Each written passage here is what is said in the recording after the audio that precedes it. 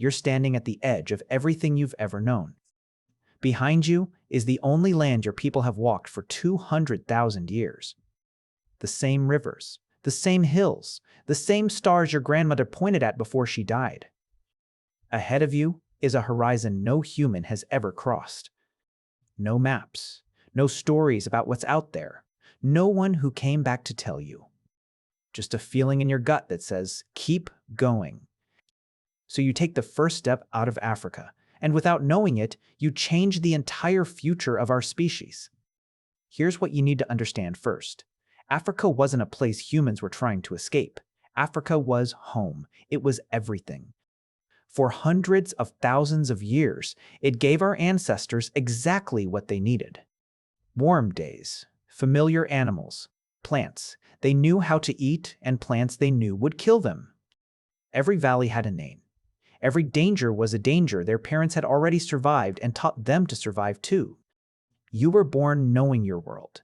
That is a kind of safety we've almost completely forgotten. Now imagine leaving all of it. Not for a weekend, not for a season, forever.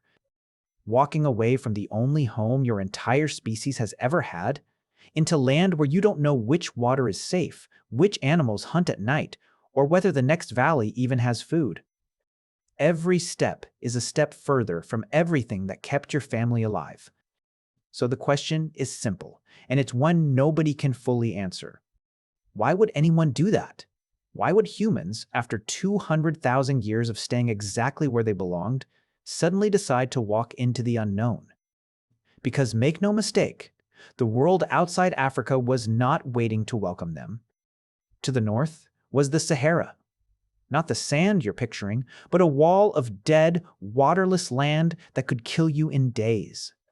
Beyond that, deserts gave way to mountains, and mountains gave way to a cold most of your ancestors had no word for.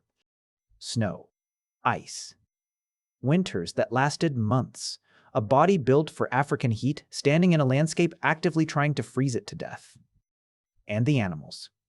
Cave lions, cave bears, hyenas the size of small bears.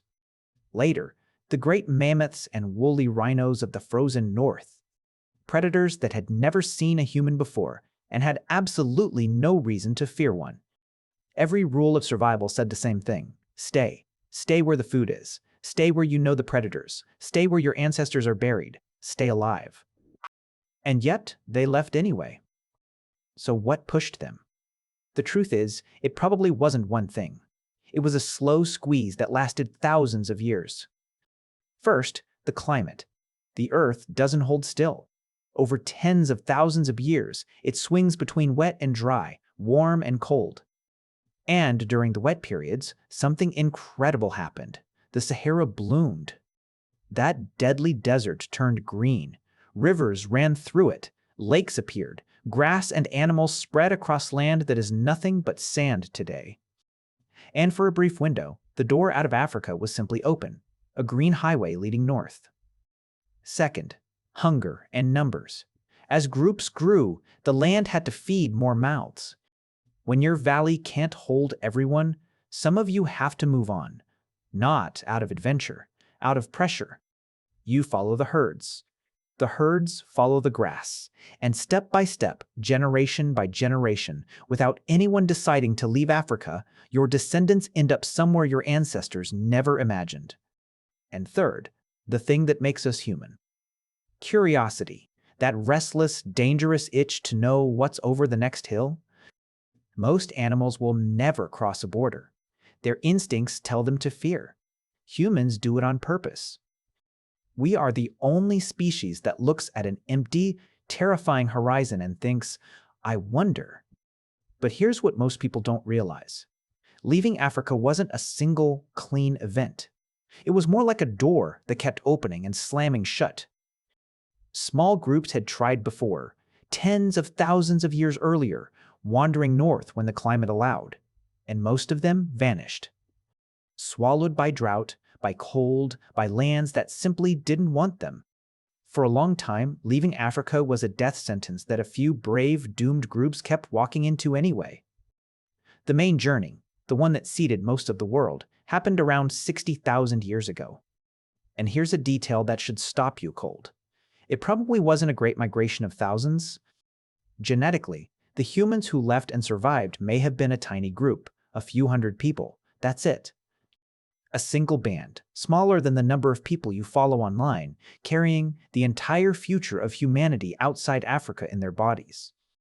And there's a darker piece to this story. Around this time, our species came terrifyingly close to disappearing altogether.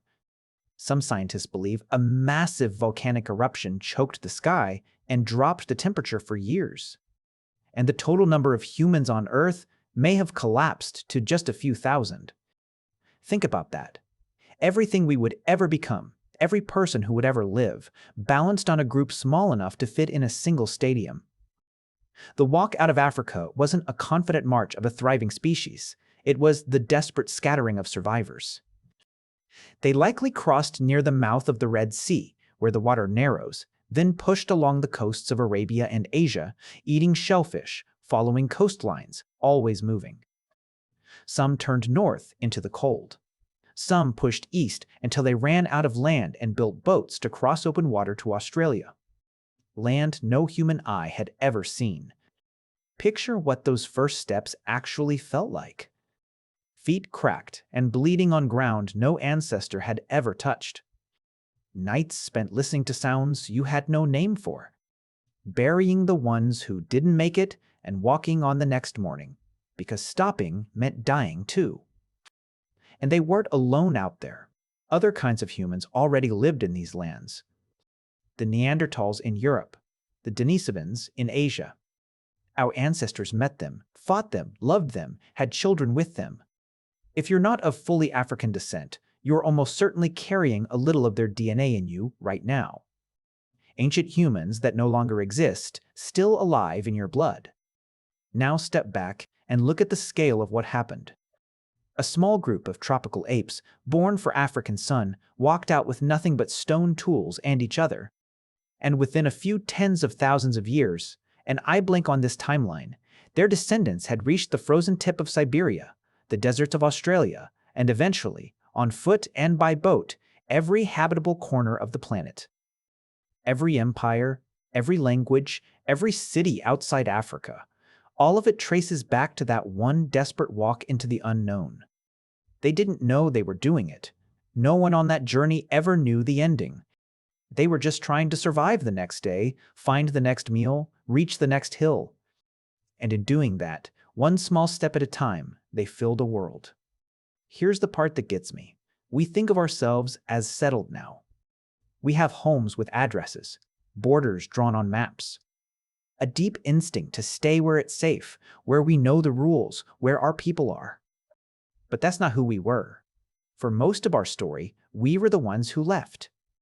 The ones who couldn't stop wondering what was past the horizon, even when the horizon was trying to kill us.